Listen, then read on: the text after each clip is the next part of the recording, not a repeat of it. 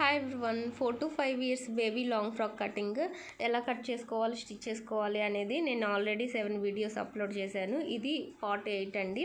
మనము నెక్లు అనేది కరెక్ట్ సైడ్కి టర్న్ చేసుకున్న తర్వాత front neck back neck stitch చేసుకోవడం కంప్లీట్ అయిన తర్వాత ఇక్కడ మనం షోల్డర్ అనేది 1.5 ఇంచ్ కట్ చేసుకోవాలండి.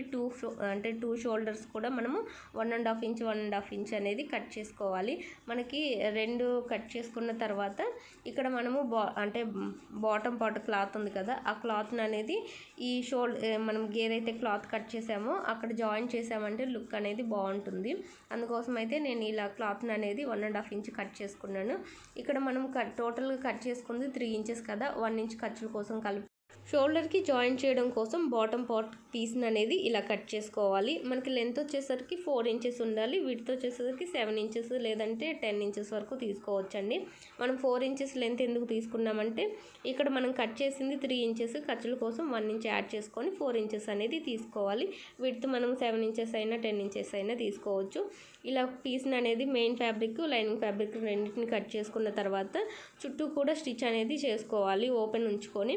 ఇలా మనం చుట్టూ స్టిచ్ చేసుకున్న తర్వాత క్లాత్ని అనేది కరెక్ట్ సైడ్కి టర్న్ చేసుకొని దీన్ని మిడిల్లోకి ఈ విధంగా కట్ చేసుకోవాలి. ఇలా కట్ చేసుకున్న తర్వాత చిన్న చిన్న ప్లీట్స్ అనేది 2 సైడ్లు కూడా స్టిచ్ చేసుకోవాలండి. మనకి ఇక్కడ షోల్డర్ ఎంతైతే ఉందో దానికి తగ్గట్టుగా ఈ పీస్ని అనేది ఇలా ఫోల్డ్ చేసేసుకొని ప్లీట్స్ అనేది స్టిచ్ చేసుకోవాలి.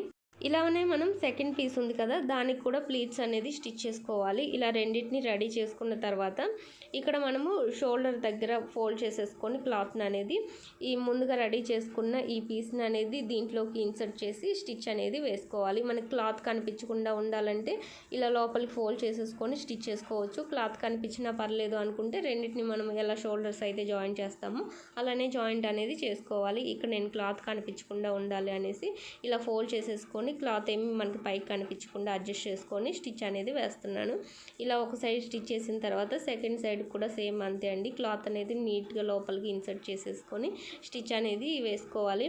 ఇలా మనం ఒక సైడ్కి క్లాత్ ఎలా అయితే జాయిన్ చేసుకున్నామో షోల్డర్కి, సెకండ్ సైడ్ కూడా షోల్డర్కి ఈ ఎక్స్ట్రా ఉన్న క్లాత్ని అనేది నీట్గా స్టిచ్చింగ్ అనేది చేసుకున్నామంటే మనకి చాలా క్యూట్గా బాగుంటుంది. ఇలానే మనం 2 షోల్డర్స్కి క్లాత్ని అనేది జాయిన్ చేసుకున్న తర్వాత నేను నెక్ అంటే ఫ్రంట్ నెక్ డిజైన్ చేశాను కదా, ఆ నెక్ ఎలా డిజైన్ చేసుకోవాలి అంటే బాటమ్ పార్ట్ క్లాత్ని యూజ్ చేసి నేను లీవ్స్ లాగా కటింగ్ అనేది చేసుకొని ఈ క్లాత్ని అనేది జాయిన్ చేసుకున్నాను. అంటే నెక్కు మొత్తానికి కూడా బాటమ్ పార్ట్ క్లాత్ తోటి డిజైన్ చేశాను.